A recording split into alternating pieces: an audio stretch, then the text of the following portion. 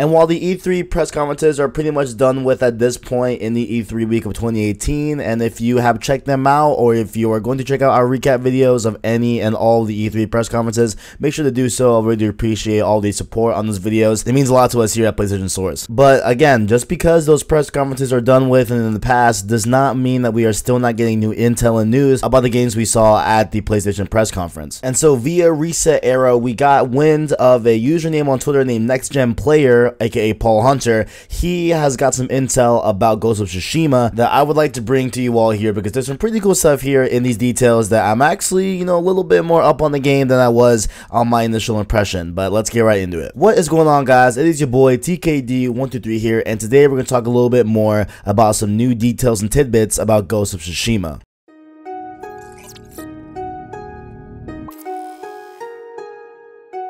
Quick interjection before we get into the video. Throughout the video, I say multiple times that I would have liked to have seen the grapple hook in action in the actual gameplay, and we actually do. I think I just missed it while I was watching it initially during the stream and everything. I think I was taking notes, and so I missed him actually using the grapple hook in game and everything, so I apologize for that. It was shown in the gameplay, and you'll see it here on screen as well. It was shown exactly how I would have wanted it as well, so my bad on that part, totally my bad. But let's get into the video. And of course, this is a culmination of a bunch of tweets by NextGenPlayer on Twitter, aka Paul Hunter, so I'll make sure to link the Reset Era thread in the description below. So first off, he starts out by stating some pretty basic things here. It's that it's an open world samurai adventure game, and the game is grounded and realistic. And so it's just interesting to see Sucker Punch, work on a game and work on a new IP that's a little bit more grounded and realistic. Hence, we had Infamous beforehand, which was definitely not at all grounded, in realism and everything and stuff like that. They had different powers going on and everything, and all this crazy lore. And so it's cool that they're having this contrast IP where they're going to be a little bit more grounded on like historical standards and everything and stuff like that,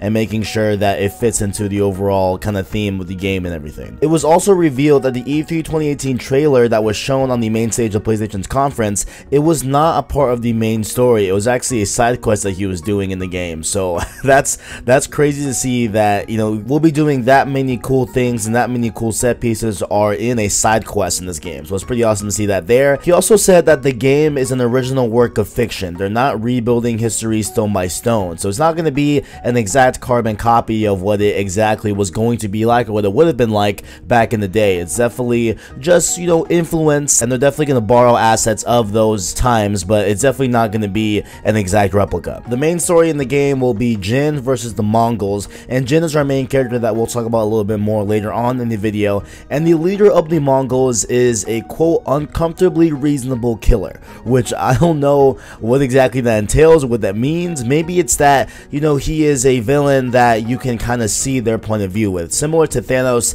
in the Avengers Infinity War movie, where, you can kind of understand where Thanos is coming from in terms of, cutting off half the population in order for that population to live and that species to live and further on, due to them having a finite amount of resources to sustain themselves. And again, I know just in terms of a quick Thanos tangent, I know there's a lot more to that character and a lot more back lore and everything, and that he's in love with death and stuff like that, but please don't get on me with the comments with that. I was just pointing out an example of a villain that is a villain that you can kind of see their lens and kind of understand where they're coming from motivation wise. So I think that maybe the leader of the Mongols is going to have that same type of effect and same type of element to him, with him being a quote uncomfortably reasonable killer. And also it is said that he is also trying to intimidate our hero Jin, so it looks like there's definitely some tensions between the two that are pretty deep. And going back to our main character, his name is Jin Sakai, I believe I say his last name. That could be completely wrong, my apologies, but he has had to go beyond his samurai training in order to fight back against the Mongols. So it looks like he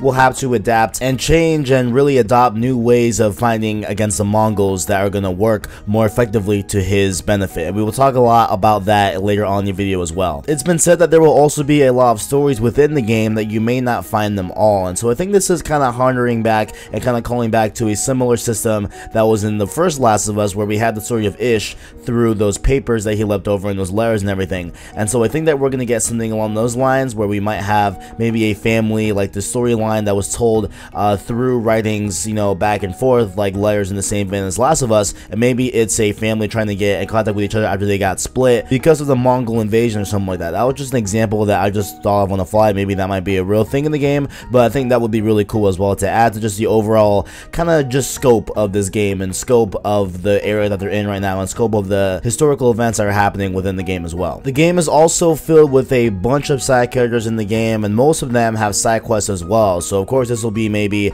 you're gonna do a favor for a character, something that we've seen a lot in games overall. So that was pretty cool to see as well, that we're gonna have that type of system. And also they said that the theme of the combat is mud, blood, and steel. So expect to get dirty and muddy in this game with combat. And just the way the combat looked, of course I have my gripes and everything about the combat and the way it looks, but just I would say a theme for the combat that I would kind of coin is that it looks very dramatic. It looks super dramatic, looks super intense, very you know, suspenseful situation. That's kind of where the combat's going as well. Another big question that a lot of people are having is what about other weaponry in the game and everything. And we saw of course the katana that was very prominent in the entire gameplay sequence, but will we get other weapons? And that is definitely a possibility that they are like alluding to from what we got information wise from Paul Hunter. So it looks like there might be more weapons in the game and everything, but they're only showing the katana right now. So perhaps we might get some other weapons later on shown or debuted in different trailers or gameplay segments later on in the year, maybe at PSX or something like that. So just be prepped to see some more weapons throughout the game. And so a lot of devs of the game have been teasing that Jin's combat style abandons some samurai techniques that he was initially trained for in exchange for the quote violent grace of a silent assassin. And Jin, our main character, has also learned to use a grapple hook, but this is not part of his samurai training. He's had to learn new tricks to silently kill the Mongols. And that was probably the best thing I learned from this entire thing, was that, you know, Jin has a grapple hook, right? And so I think that that's going to help a lot with overall like how the game is going to feel, because at least to me personally, like from when we first saw the game running and everything and the gameplay was going on, all that good stuff, it looked cool and everything, but there was a lot of things that I felt should have been in there that if they were going to show, they would have shown then, right? So I feel like the combat was a little bit on the more, you know, slow, boring side and stuff like that. It just didn't look fun to play combat wise and everything. And then another thing was kind of the traversal that I was wondering about going into this game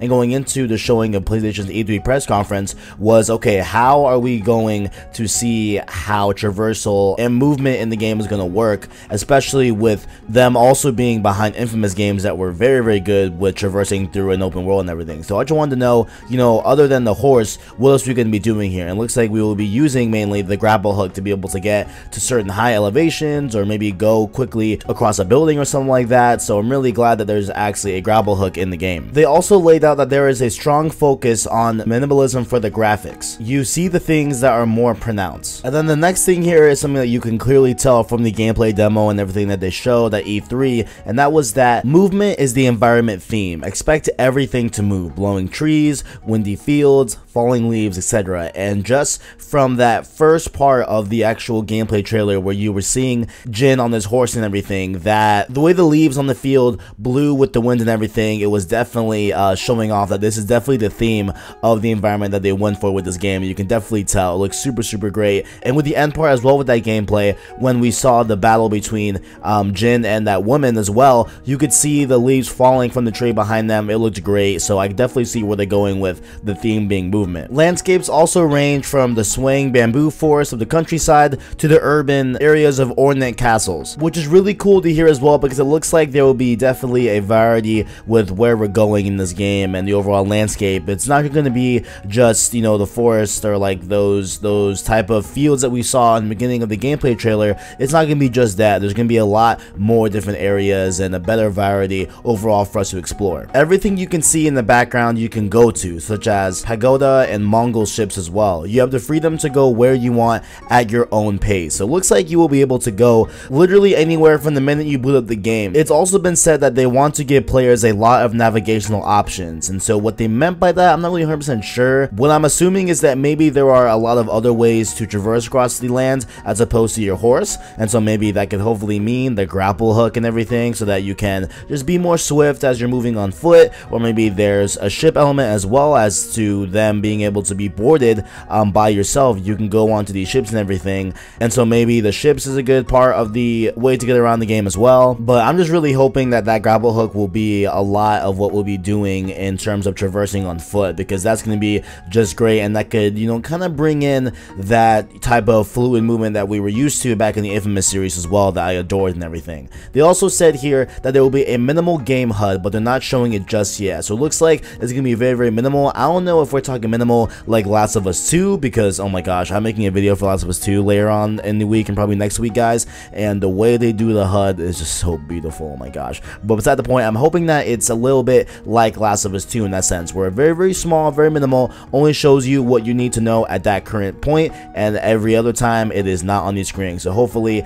that is what we'll be getting here with Ghost of Tsushima. And really though, is it even a PlayStation exclusive without having full mode in the game? And just by the way that it looked overall during the gameplay section of E3 2018 with Ghost of Tsushima, it looks like this game is definitely going to get a full mode. It wasn't 100% confirmed, but it says that it looks like there will be a full mode in the game. So I'm assuming and hoping that of course there will be one, because the game looks gorgeous and it looked insanely good and everything. So I'm going to be pretty hyped to see those screenshots on Twitter and everything from players that are playing the game and using full mode as well. One cool tidbit they shared here is that you can play the entire game with a Japanese voice track if you'd like to make it a little bit more better in terms of the setting and the theme and the topic of the game as well, to have it more of a Japanese style voice track, and you can do that with this game here. So if you speak Japanese and you would rather play the game in Japanese, you can do that, and it would fit probably a little bit more better than having them speaking English, because most likely they probably weren't speaking English during this time. I can almost guarantee they probably weren't. Maybe they were, I'm not 100% sure. I'm not an historian, guys, so you know, if they were speaking English at some points in Japan during this time, then I apologize. I'm not an historian. I don't know a lot about feudal Japan, so if they were speaking English sometimes, my bad, but I feel like it'd be a little bit more better in terms of the theme and the topic of the game and everything, and overall just would make a lot more sense for them to be speaking Japanese. And so if you want them to speak Japanese, you can do that if you so choose to do so. Something cool here as well that we learned was that Jin's nickname is the Ghost of Tsushima, so that is kind of where we got the title from, and it sounds a lot like the Ghost of Sparta with Kratos and everything. Obviously Jin is not, you know, forever cursed with the ashes of his dead wife and daughter on his skin, thus making him a ghost, you know, in God of War terms, but he's a ghost in a different manner and everything that we will talk about here in a little bit. Jin is also said to have become a legend in Japan, and he's called the Ghost, and they actually did explain why he's called the Ghost, and you know, like in terms of that. However, I want to make a separate video for that one, because I feel like there's a lot more to explain than that I would like to just more delve into a different video. And so we're gonna just skip over that little tidbit, stick around to the channel, and we will finally discuss, you know, why Jin is called the Ghost shortly after the posting of this video and everything. Throughout the game, Jin will also change what he's wearing. So in a rain-drenched part of the world, Jin will trade his traditional armor for a straw raincoat called a Mino, or Mino, or Minnow, or however you want to say it, or however it's exactly pronounced. My apologies as well for that. So it looks like there will definitely be a changing of attire and everything, and I wonder if this is off the fly or if this is by, you know, you doing it as a player. So I'm assuming by just the way they worded it, it looks like it's just going to be automatic and everything. So I'm assuming that maybe, you know, when it starts raining, your character Jin will just automatically put on his raincoat or something like that. So I'm assuming that's maybe what they're going for, since they explicitly said it here and then say that, oh, you can change what Jin is wearing throughout the game and everything. So it looks like it'll be more of an automatic thing. And then also you can ride a horse, which I don't know why it needs to be laid out, because we obviously saw Jin riding a horse in the gameplay. However, it is also integral to the game, and the horse's name is Nobu. So I'm not sure how exactly he's going to be so integral, just in terms outside of mobility in the game.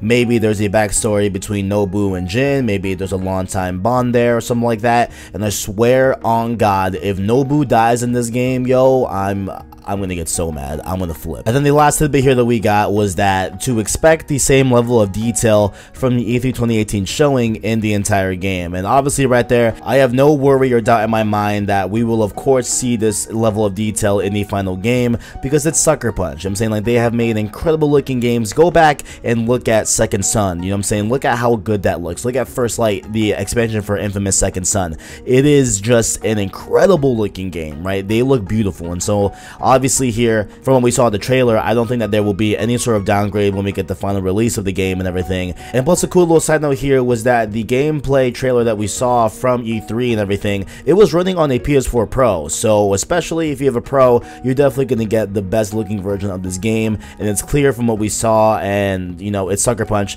I have no doubt that the game will actually look like that upon release. And so that has been some new details on Ghost of Tsushima. And I will be honest here, okay? Now, I'm not 100% 100% sold on the combat and the mobility until we see a little bit more of it, but overall the game looks great in my opinion, and it's Sucker Punch at the end of the day, so there really shouldn't be nothing to worry about. They have a great backlog of great games and everything, so I'm sure everything will be fine upon release. It just looked a little bit odd to me during the gameplay section of the showing of Ghost of Tsushima. But that has been my time here on this video. If you all enjoyed, make sure to leave a like on the video, as well as subscribe to PlayStation Source for the latest and greatest in PlayStation. Make sure to also check out the description where you can find our Twitter and Instagram to follow us on there and keep up to date on those platforms as well. And also let me know how you feel about Ghost of Tsushima. What are your thoughts on the gameplay? What are your thoughts on the game overall? Any comments on the details that we went over in this video? I'm very curious about what you guys think as well about this game, so make sure to leave it down in the comments below and we'll have a conversation. Thank you all for watching, and as always, I'll catch you in the next one.